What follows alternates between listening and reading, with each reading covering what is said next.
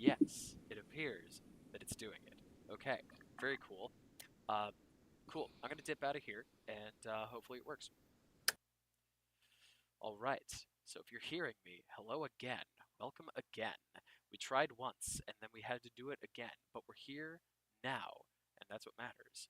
Um, so I'm gonna go to once again to YouTube because I need to watch. I would like to watch. I'm excited to watch your comments. Um, so we're gonna do Infinity and Beyond traveling autistically. Ba ba ba ba. Yes. Look at that. It's live now. Very, very cool. And as I'm here, I can see a chat. Oh my god, I can see the chat. Ba ba ba Yeah. ba. Oh, that's so exciting. Oh my goodness. Okay, cool. Very cool. Um, fantastic. Which means I think that we are in business. Hell yeah. Um, so I don't know who's here and who's not, but welcome if you are here um, to AANE's Infinity and Beyond, an interactive stream about issues that matter to us, the autistic community. With open minds, let's share our opinions and questions. AANE is an organization that provides services to autistic folks, their families, and the folks and professionals that support them. Click the link in the description to learn more. My name is Olive Gallup. I've worked at AANE for 7 years. I've been diagnosed with autism since I was 6, I think. I should check with my mother about that. I'm published on the intersection of being queer and autistic, and I'm excited to get things going for today. So, as you might see, today we are talking about traveling autistically. Hi, Molly. Um, and this is a pertinent topic for me because I have just finished um, going on tour with my band for about a month. So we did lots of traveling. We went from Boston to Atlanta to pick up the drummer that we were working with, and then from Atlanta we went out to Mississippi, back to Atlanta, and then we snaked our way all the way back up to Boston, playing shows along the way. Um, and then went out west towards Rochester, New York, where we did play a show, and then all the way out to Akron, Ohio, and then we went further south down to St. Louis, Missouri, which is where we ended the tour, um, which was very exciting. And it was a lot of driving and traveling and seeing new places and having all sorts of different food um, and spending time with people in quite close quarters. Um, so that was all a lot, but also excellent, but also a lot, which I'm sure that a lot of us can empathize with having a great time, but it also being a lot. So, and then, I'm sure that at some point today we are also going to touch on other aspects of traveling that maybe aren't so fun. So, maybe times when things are both a lot and not super enjoyable. And we're going to talk about all of these things and how it makes us feel, how we deal with it, and perhaps even how we make good situations out of bad ones. Um, and then how we can make the most of good situations despite the struggles that we go through while doing it. So um, let's see. Let's see. There's not a ton of people here yet, so I think I'm just going to continue talking about my experience, and as people trickle in, we can maybe pepper in some more questions. So if you do end up coming to the stream tonight, please feel free to make yourself known in the chat um, and ask me questions along the way. I would love to hear your input and to know that you're here so that I can interact with you. Um, yeah, very cool. Um, so let's see. I think a nice thing to start with would be how does one prepare for travel? Um, and that's a great question that thank you for asking, Liv. Yes, Liv, I would love to answer that. So let's see. So I'm sure that not all of us are in like touring death metal bands. So my checklist may include some stuff that is not particularly pertinent to you. However, I'm sure there was a lot on there that is pertinent to you. So to start, clothes obviously are a pretty important thing.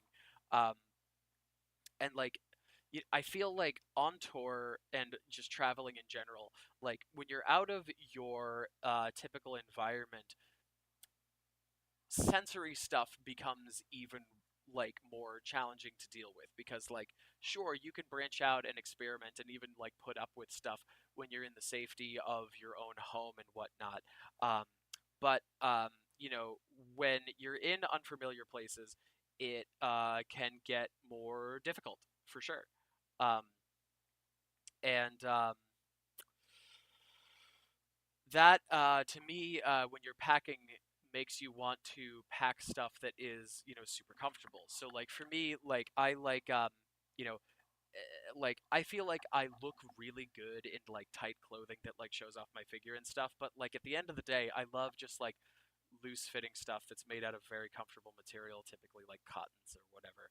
Um, so I'll pack a lot of like sweatpants and basketball shorts, and sort of like looser shirts, um, you know, things that I can just kind of like exist in without even having to worry about like, you know, anything about it. Like it's a material that like my body will just feel nice in.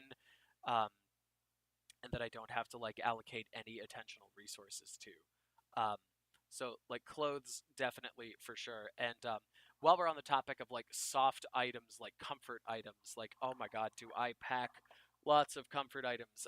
I brought I brought three stuffed animals with me on tour. Um, one of which I think I have shown off on the show before. Um, I I have my little stuffed chicken, whose name is Chicky. Um, his full name is Chickitha, but but for short he's Chicky. So, um, but he's like just like a nice little thing. He's always familiar. He's always shaped the same. He's always just like a big fluffy thing that I can just stick my face in, and that's he's a wonderful accompaniment to have on a long travel. Um, and I feel like in a way, like having any comfort items in the way of like clothing or pillows or stuffed animals or whatever is a way to like make some semblance of like a nice nest that you got from home, in a way bringing home with you while you're out on the road.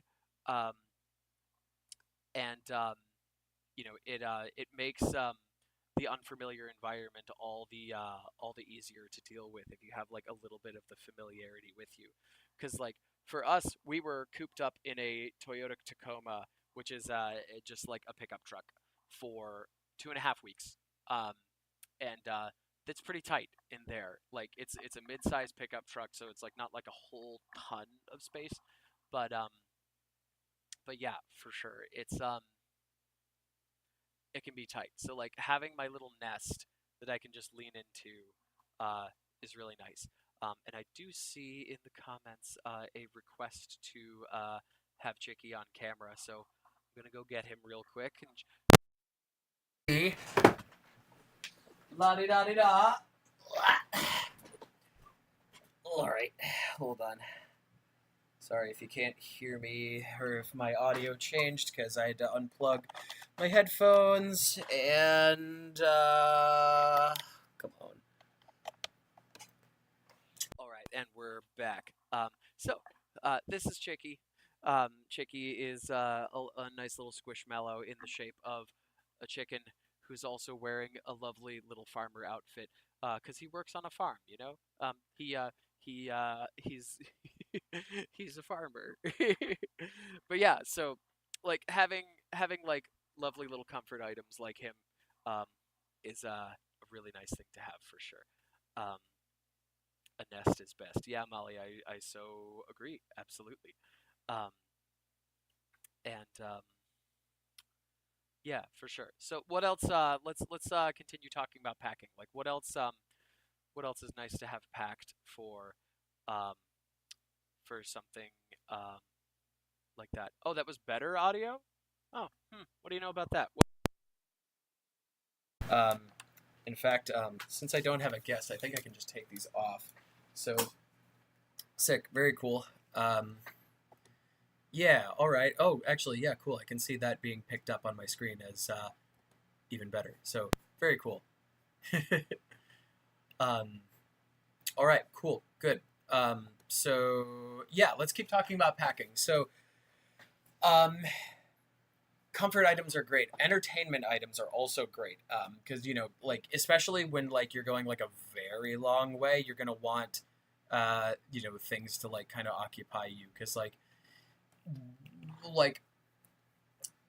raise your hand if sitting still is hard. Hello, hi. So it's I always like have something that can occupy me. Um, just in the way of like what's the word I'm looking for? Like just keeping my brain and like my fidgets occupied. Um, and I had the good fortune. This did not belong to me, but I had a good fortune of having a Nintendo Switch in the car with us. So I just played Super Smash Bros. All the time. Um, so um, that definitely helped me to just like have something to do and like keep my brain occupied.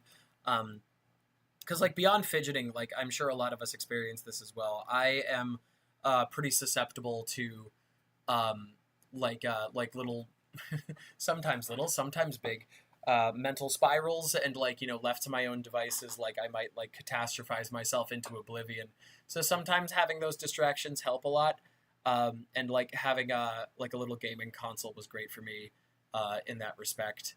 Um, and I feel like this also helps if like the folks that you are traveling with aren't like on like the same level of humor that you are, because like it's one thing to travel and like have your buddies and like be able to make jokes and like make like feel like camaraderie and comfortable with all of them, but it's another thing to be like you might feel like obligated to be on a traveling trip, and that makes that level of camaraderie a lot harder to achieve. So having something that is truly there for you is really really good to have. um, so yeah, I highly recommend the a little gaming console. Those of y'all with a Nintendo Switch probably understand this already. Those of you without a Switch should get one. I am also talking to myself in that respect. So hell yeah, absolutely.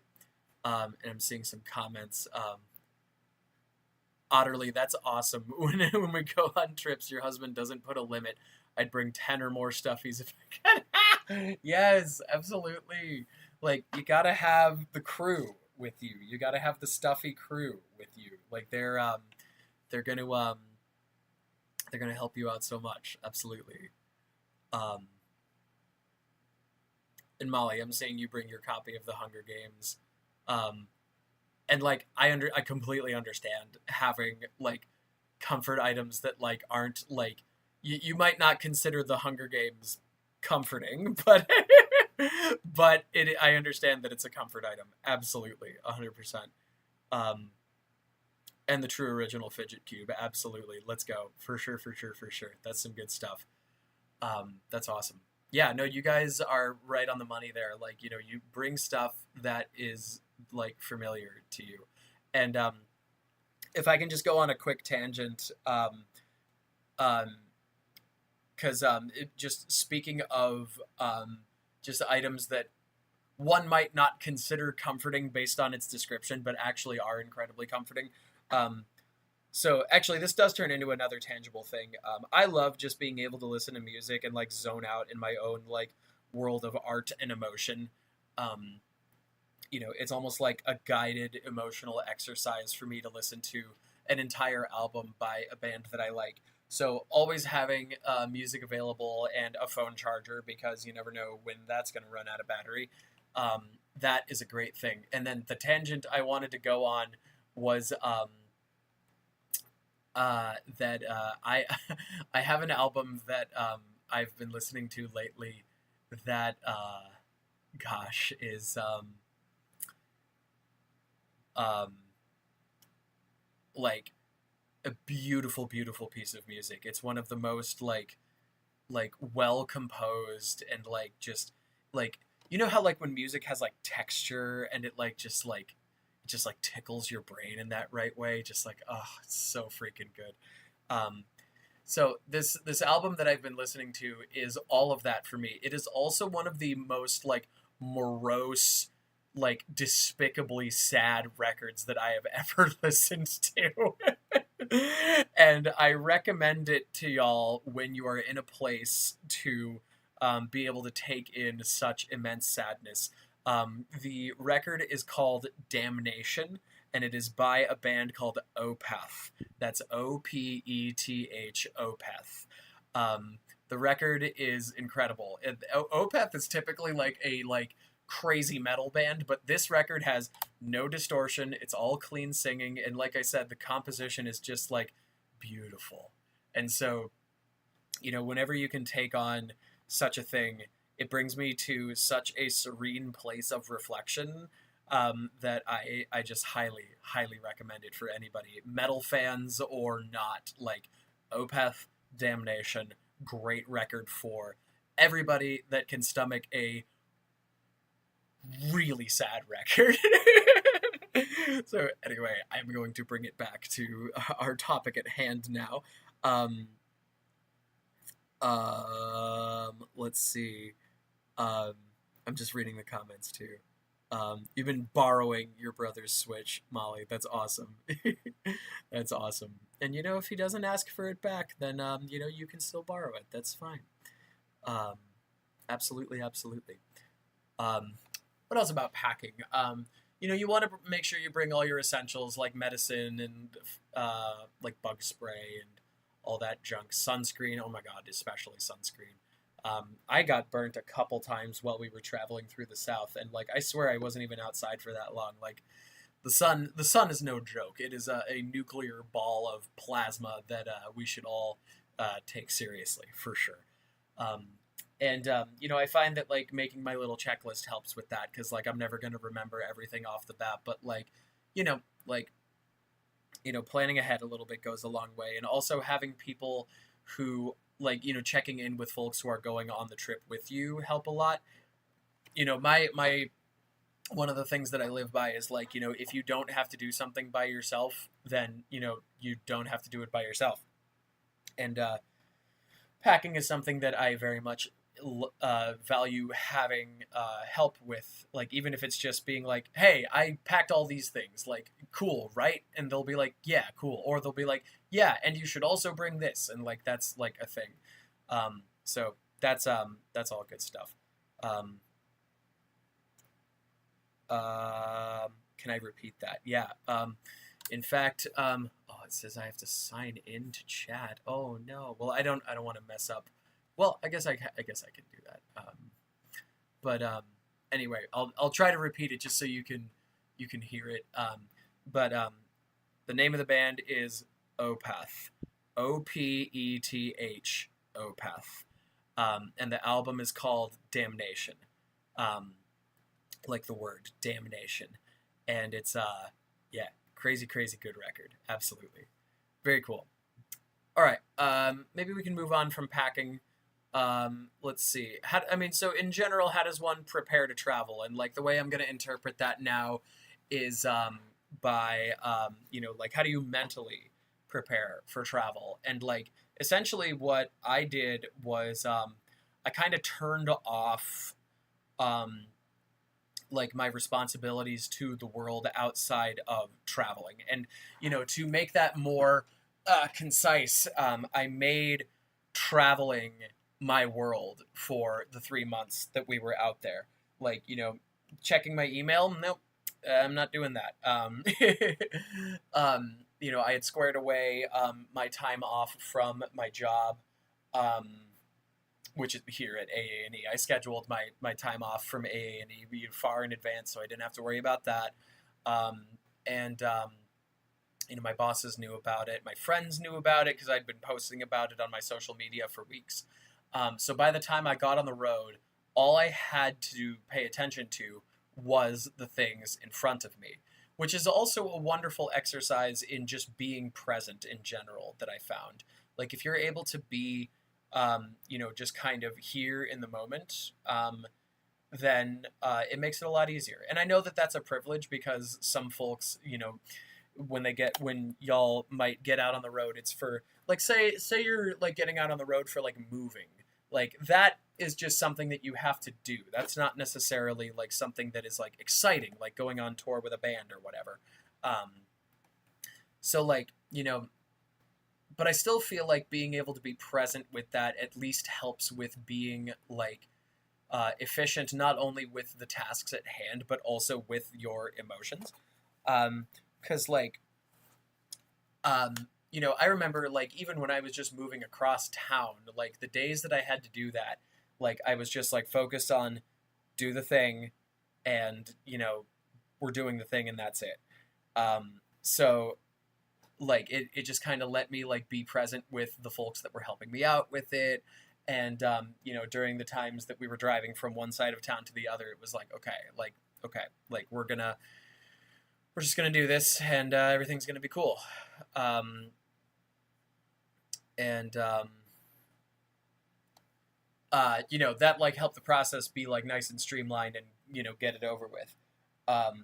If y'all feel like, because I can see there's 4 people here now, if y'all can just maybe put some times in the chat where you have had to travel for a reason that isn't necessarily something that you would have wanted to do, then I would love to just see some examples of that, because then we can kind of riff on like how y'all um,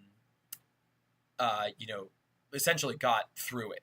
um, I would love to just hear how you took on the task of traveling when it was indeed a task and not like something for pleasure. um, yeah, so that's good. And then I think from there we might be able to talk some more about like how do you prepare for such a task. Because you think about like on the other hand, when it's traveling for pleasure, like sure there's challenges, but like it's also something you can be excited for, and that's something that you can really like zero in on. I'm just gonna catch up with the chat here.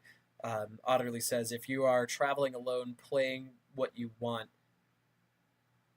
is great, but if you're with people, make sure you can hear from headphones in case the driver needs help. Yep, absolutely, absolutely. So that's I feel like I saw 2 really nice points in that comment, Otterly, where one is like you know if you're traveling with people, you want to have headphones so that you can like have your personal entertainment, but also to make sure that you are being present with the person who's operating your vehicle.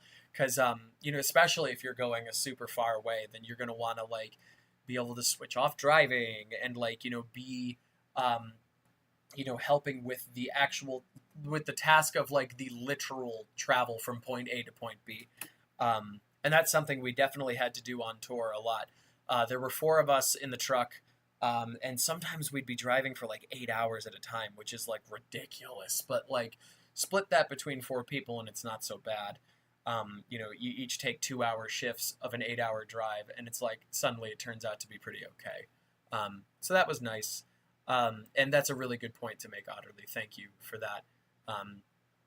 Still looking for examples of times where you might have felt like you were traveling in a way where it was more of a task as opposed to doing something for pleasure. I would love to talk about that and how to prepare for such things. And here's one now. I had to move out of, Molly says, I had to move out of my college campus apartment the week of finals, master's finals. Oh boy. It seems like the landlord didn't let us know that's when y'all had to move out. Yeah, wow, that's incredible. And seems like very poor communication on the landlord's part. But what an interesting example, because not only is that a task, but that is also an unexpected task. So sick. Also, screw your landlord for making you do that. That's awful. But yeah, wow. So cool. Yeah, that's thank you for that example, Molly. I'm sorry you had to go through that, but like, yeah. So like, maybe you can tell us like, how did you go about taking on such um, a task on short notice and then doing something that you I'm assuming most definitely didn't want to have to do at that moment.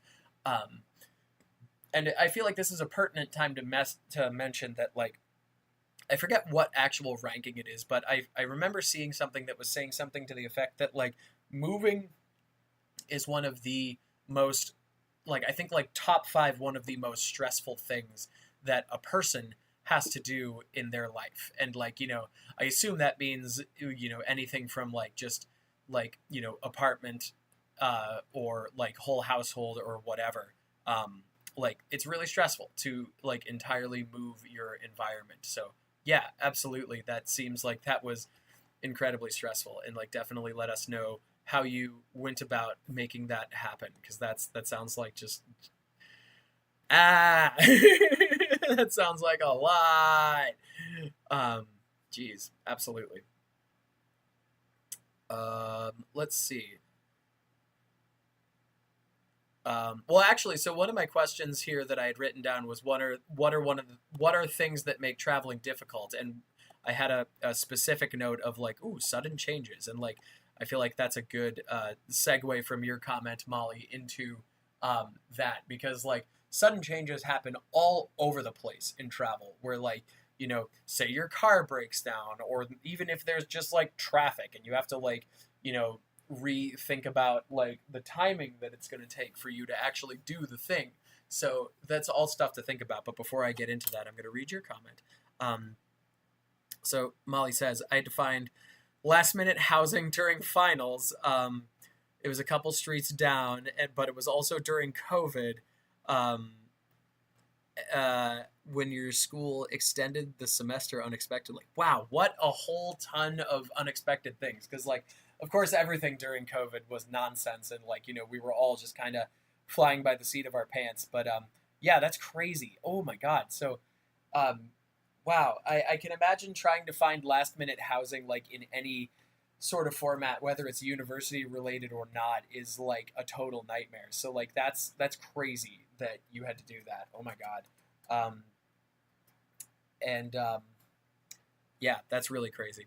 I um, I commend you for going through that and like actually like making it happen, because I know that you would have just made it happen because the other option would have been more extreme. But yeah, that's crazy. That's insane that you had to do that. And once again, your landlord is not a nice person for having made you do that, for sure. So let's yeah, so sudden changes. We were going to talk about that in the cuz like I said, like travel yeah, yeah, sorry. Like I don't know, like I'm trying to think of an example that might have happened to me on tour. Um let's see. Um so one of the things that happened to us a couple times was we would get tired in the middle of the night, and like everybody was just like exhausted at some point, because like you got to keep in mind that like for our situation we were playing metal shows, which like those are typically finished around like midnight, and so then by the time we're loading out our gear and we've finished selling merchandise to people, it was probably like 1 a.m., sometimes 2 by that point. And so then we would take off and we would literally just drive as far as we could. And like, you can forget taking driving shifts at that point because everybody just played a ridiculous metal show.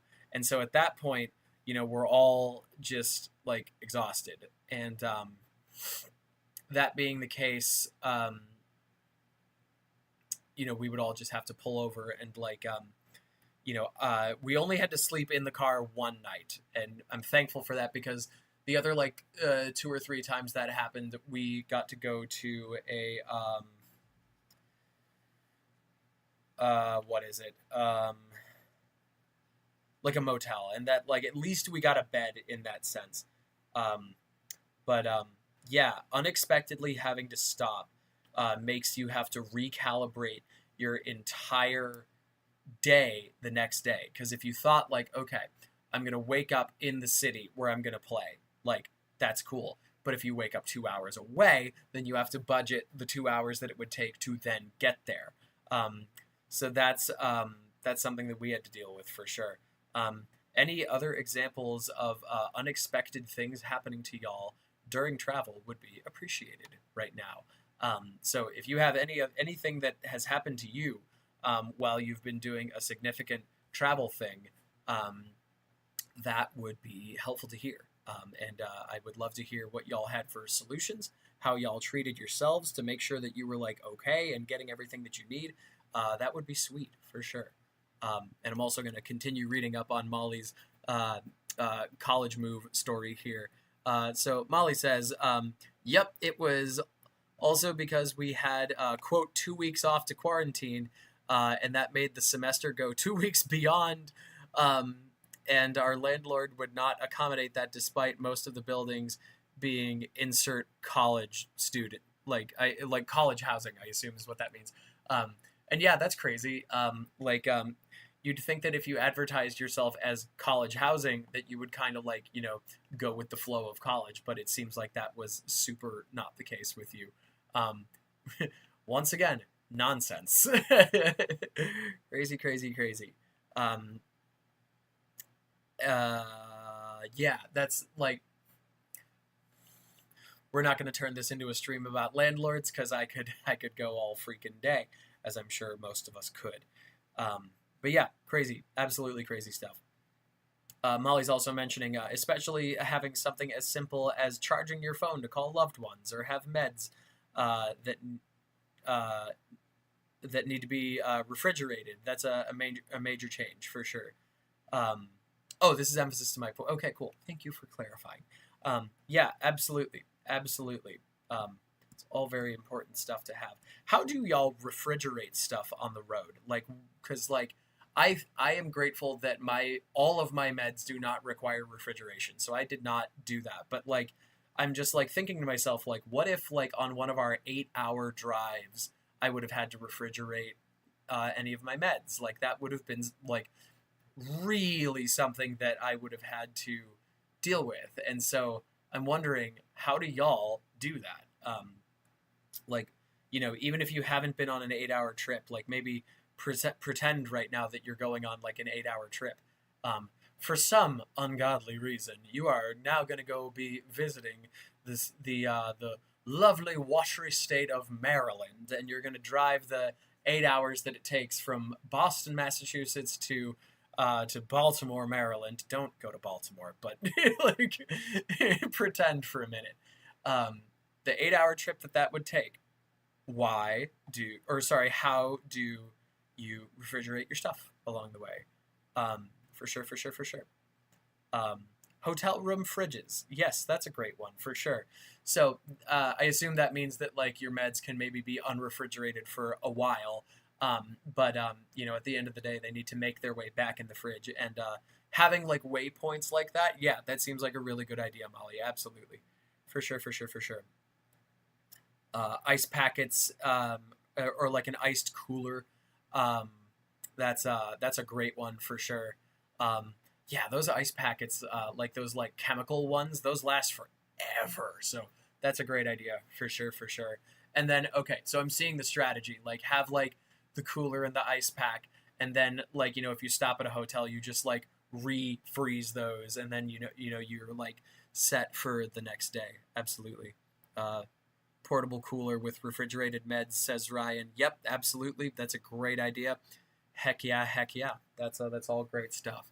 Um, Wonderful. Yeah, very good ideas. Absolutely. Um, Speaking of meds, like there's that is one of many ways we keep ourselves regulated in general, and so that's making me think like, how do y'all keep yourselves regulated, like just in general when you're traveling? Because like I know that my brand of autism makes it so that I would like want to like get up and walk around and like you know um, have some fresh air and all that stuff. Um, and so just if like in general, like how do you tend to your needs in that way while you're out and traveling and stuff? And I can even give y'all an example from tour too, where like while I'm in the car, especially while it's like super hot in the summer, and also we're down south, it gets really hot, and I like to exist in the cocoon of the air conditioning. But one of my travel mates, meaning my guitar player, um, loves to have fresh air breeze. And like, keep in mind, this boy is from Maryland, so he's used to the heat. So he likes to just have the fresh air coming at him. And like all the power, much respect. But God, it gets hot and humid and stuff. And so the way that he and I reconciled that, we would essentially take turns with like I would let him like have the window open for a while, and then he would eventually cede that to me. Cede as in CEDE. And he would let the windows go up, and we would get in the air conditioning, and like we would essentially take turns, and like that wasn't like a meet in the middle kind of thing. It was more like a you can have your way and then I can have my way kind of thing, and we ended up being pretty happy with that. So that worked out decently well. Um, let's see. I'm gonna catch up with the chat. Still talking about medicine. Otterly says, not sure how well it would work or how cold individuals' medicine would be. But yes, ice packs, ice blocks. Yeah, okay, yeah, absolutely. So it sounds like we're all on the same page for sure. I hope that meets everyone's needs because I don't know what else would work. I this is not a common commodity, but I have seen some like super high end luxury cars have like baby little refrigerators in them, like ones that are as big as like the armrest that separates the sides of the back seat kind of biz. So I assume that not many people have that. I assume that nobody watching this has that. So given that that's the case, yeah, I hope that like a cooler and an ice block works well enough for those purposes. Um, absolutely. Let's see. What about returning home? Like, I assume there's going to be um, like an adjustment made to like either being home or like if you are moving, there's going to be adjustments to moving and like being in your new spot. So let me hear about that. Like, what about when you're done traveling and you're moved? You're like back in the place that you're going to call permanent. Um, I know that for me, it was tough because like life on the road and traveling and being in a metal band is vastly different from being here at home.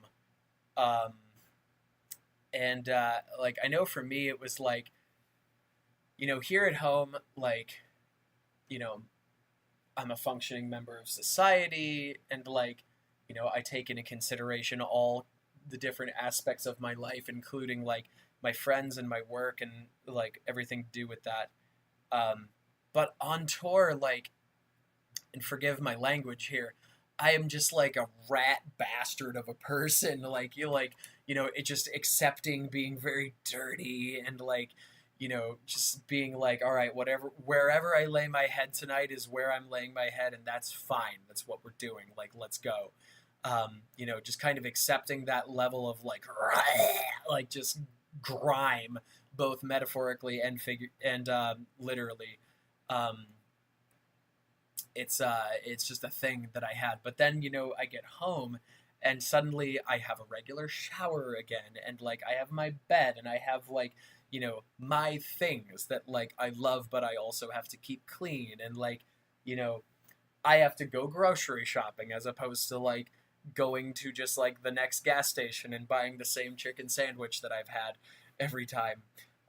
Which is this is a good point to bring up because like I feel like especially with like very long road trips, like there is structure in that where like every time we would stop, it would be at like a Sheets or a Wawa or a 7-Eleven, and I know what's available at each of those, so I can plan like, okay, We have stopped at, a Quick Trip. That means that they are going to have a cold chicken sandwich with a slice of Swiss cheese on it, and I know they have a microwave that I can toss that in for 45 seconds. So I am going to get a soda, I'm going to get a chicken sandwich, and I am going to get a piece of candy. And that's going to be my meal. And I know that's what it's going to be. And it's a safe meal because it's the same chicken sandwich at every Quick Trip. So that much I can have, and like I can expect that. I'll get my caffeine, I'll get my measly bit of nutrients and a full belly, and we're good to go. And now that I'm back home, it's like, I can certainly, you know, like have like predictability, but it's in a different way. And like, I have to go grocery shopping, and like, I have to cook for myself, which like I have the good fortune of really enjoying cooking, so that's not really a problem, but it is different. And that is something to take into account when, you're shifting environments like this in between being just cooped up in the Toyota versus having your own nice little room here at home. So that's just one example of like a change in routine from, having the structure of, like just being like, okay, like, or sorry, having the structure of like being on the road and having this fixed set of like, say, food available for you, and then, coming home to having a lot more options and responsibility. And I'm going to take some time to catch up on the chat because a lot has happened in the time that I told that story. Let's see. La-di-da-di-da. Molly says, it's always so uncomfortable going on a road trip with the fam or going on a plane, but I tell my trip mates that that this is something that I need beforehand to pace by a rest stop. Yeah, absolutely. Yep, that's entirely valid and good, and I'm glad that the folks that you are close with are privy to that kind of thing, because, like, the last thing that I would ever want is to have somebody judged for regulating themselves, but it sounds like that's not the case with you, Molly, and I'm glad that your friends are cool with you doing that, for sure. Ryan says that his mom had a fridge in the Honda Odyssey a long time ago, and like that's sick. Hell yeah, I didn't know that Hondas had that, but that's freaking awesome. So very, very cool. Let's see. And Molly says, I want to sit in the aisle seat on a plane to make sure I have space to get up when needed. Yep, absolutely. 100%. That is my favorite seat on the plane as well. We haven't really even talked about planes, gosh. But that is my favorite seat. In order, it's my favorite is the aisle, and then my next favorite is the window, because then I at least get the great view. And my least favorite is in the middle. I hate the middle. I despise the middle. I will switch if I can. Sick. Otterly says, when leaving a hotel, even if you stayed for one night, check every drawer, bed, crook, and to make sure that you didn't leave anything. You can swear you didn't leave your wallet in the closet. Yep, 100%. This is, if you don't have to use this terminology. Me and the band call that the dummy check, or the idiot check, where it's like, I got all my stuff. I didn't happen to leave anything behind, right? For sure. I remember and like even doing the dummy check, I still left things behind. I left my towel in Rochester. So my friend's house who we stayed at, they just have a towel now, and that's fine. I'm sure they'll wash it and then put it to good use. That's okay. It's a nice towel. I got it from Target. It's big and fluffy. I should probably go get another one of those. Yeah. So yeah, that's cool. Let's see. You never opened the closet, but you may have forgotten you did toss your wallet in the hotel closet. Yep. Double check all over the room. You're right, Otterly. Absolutely, 100%. That is the way to do it, for sure. This is off topic entirely, but speaking of hotel closets, I'm going to tell y'all a story. a long time ago for my 21st birthday, a group of friends took me, actually, like, truly took me to go see a heavy metal festival up in Canada. Um, and it was very nice of them to do that. They paid for the whole way. It was very, very sweet that they took me on that trip. Um, but you know, as heavy metal festivals go, whether you've been to one or if you're just imagining it as such, this is like your visions are true.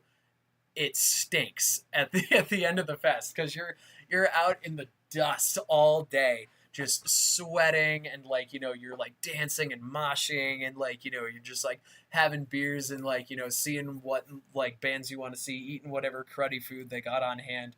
By the time you're done, it's stank. And so we instead of being, you know, sensible people and like drying out our clothes and our boots and stuff, we, after the second day of the festival, it was only 2 days, but after the second day, we tossed all of our wet clothes and boots into the closet.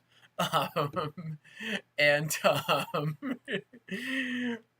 that morning, or sorry, the morning after when we were going to leave, we opened the closet to like the most horrendous rotten smell that I have ever in my life, and I was just ah! So we got all of our stuff out and put it into our respective bags so that they could be once again contained. Um, my boots were so rotten and falling apart that I literally just left them on top of the trash can outside the hotel, and we drove home from there. So when I showed up at my friend's place, who um, my car was parked at back down in the United States, I then drove home without shoes. Because, you know, sometimes that's just how it goes. Anyway, the mention of closets made me remember that, so that's why I told that story. Let's bring it back to some palatable content. I'm going to catch up with the chat once again. Molly says, absolutely, the middle is the most despised place on the plane, especially for accessibility, not even having to get up mid-flight, but if someone had to get on before with a wheelchair, absolutely. Yep, 100%. I've definitely seen planes that have handicap accessible spots now, which is fantastic. But yeah, given that were to be the case where somebody handicapped has to sit in the middle, despicable. Yep, just not good at all. They have to get on first, but get off last for wheelchair access, strollers, etc. Yep, for sure, for sure. Yeah, plenty of things could be improved upon with handicap accessibility on planes. 100%. So we have been going for about an hour. The last thing I want to check on is what do you guys like about traveling? Let's end on a positive note. I love ending on a positive note. So while y'all put some further comments in there, and perhaps what is it? You know, leave some positive things.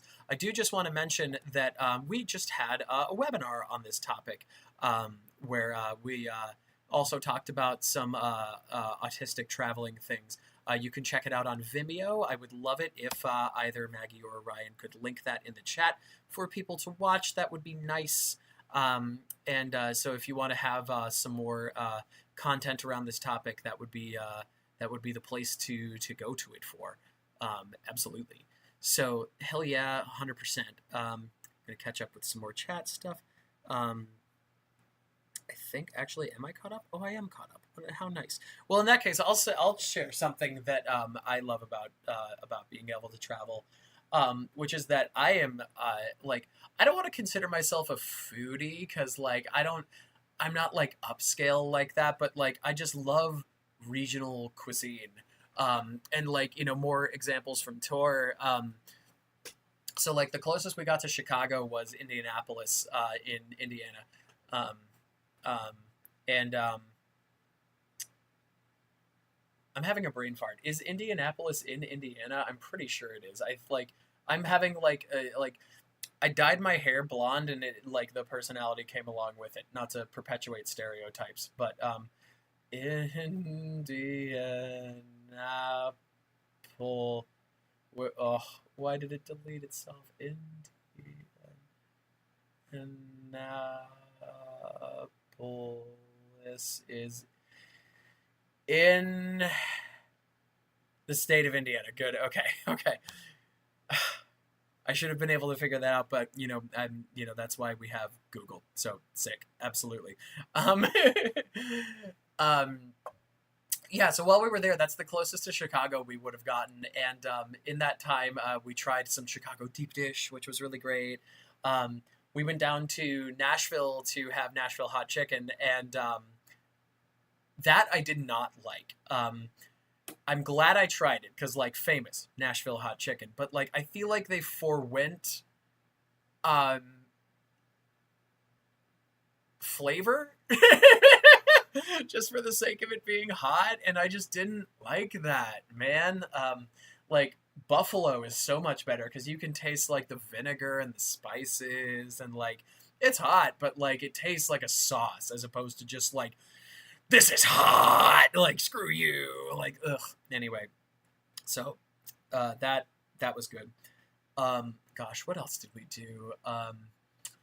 We schemed to show our drummer, our who like this was not our regular drummer. Our regular drummer lives in Massachusetts with us, but since we hired somebody for this most recent tour, and he's from Atlanta. When we brought him up to Boston, we were gonna get him a North Shore Super Beef three-way because you got to get that roast beef sandwich when you're up here in Massachusetts. Um, so we didn't get to do that, unfortunately, but I still love me a Super Beef three-way. That's the way to be. That's the way to be if you're getting a Super Beef. So that was great, or that would have been great, I should say. Um, Gosh, what else did we do? Even like regional fast food is a thing. Like, because like my favorite burger restaurant is Culver's, but they only have that out in the Midwest, and like it's the best burger. It's a Wisconsin butter burger, and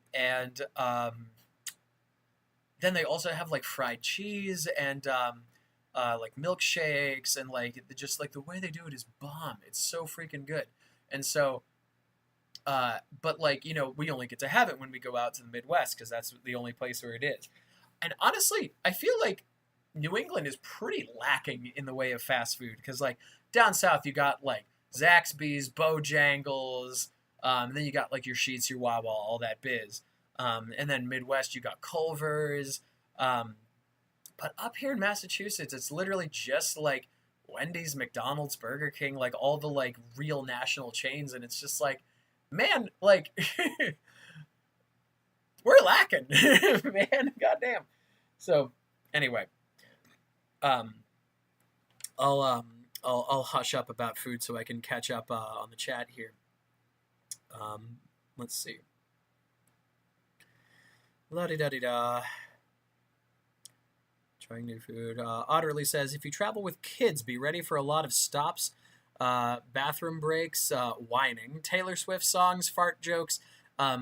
You're just describing me and the bandwagon while we were out there. Probably minus the Taylor Swift. But I plan on using the Veggie Dance song to wake up the kids for the school year. Yep, as you deserve to do. Absolutely, Otterly. You should totally do that and report back on what their reactions are. I'm sure we would all love to know. For sure. Hell yeah. But you're right. Like having kids like has its own set of challenges to go about for sure. So that's good. Molly says exactly. Even if you don't like it, at least you tried it. If you're comfortable and it's not a safe food problem, if that makes sense. I think sorry. I'm jumbling words in my head, but I think I know what you meant. Where it's just like if you try, like if it's safe to go for it, then like yeah, try the food and like see how you like it for sure. Buffalo is the prime chicken flavor for sure. Yes, 100%.